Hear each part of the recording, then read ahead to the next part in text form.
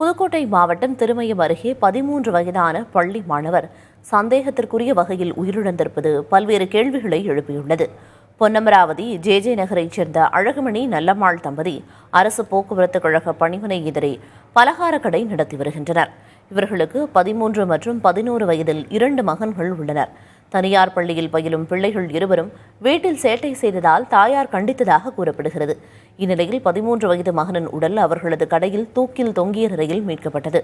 தகவல் அறிந்து சென்ற பொன்னமராவதி காவல்துறையினர் உடலை மீட்டு உடற்கூறாய்வுக்காக புதுக்கோட்டை அரசு மருத்துவக் கல்லூரி மருத்துவமனைக்கு அனுப்பினர்.